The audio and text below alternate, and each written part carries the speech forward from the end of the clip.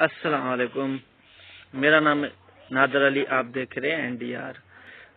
आज हम आपको गूगल असिस्टेंट के बारे में बताएंगे कि कैसे उसको हिंदी में कन्वर्ट करते हैं, लैंग्वेज चेंज।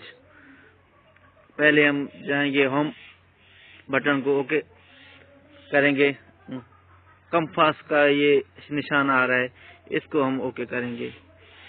तो उसके बाद 3 डॉट ये ऊपर वाले साइड पे आ रहा है, इसको हम करेंगे ओके। फिर सेकंड पे आ रहा है सेटिंग ऑप्शन, फिर उसको ओके करना है।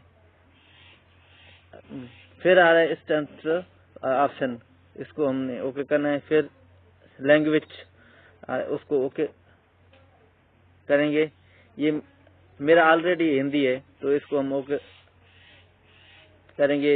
यहाँ इंग्लिश बता रहा है, अमेरिकन, इंग्लिश, कनाडा, हम इसको हिंदी में ओके करेंगे। ये हिंदी में हो गया।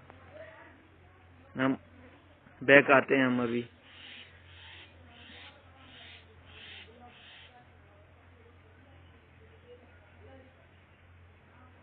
गूगल क्या हाल है?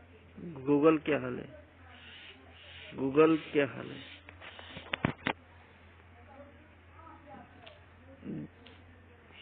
गूगल क्या हाल है? गूगल क्या हाल है?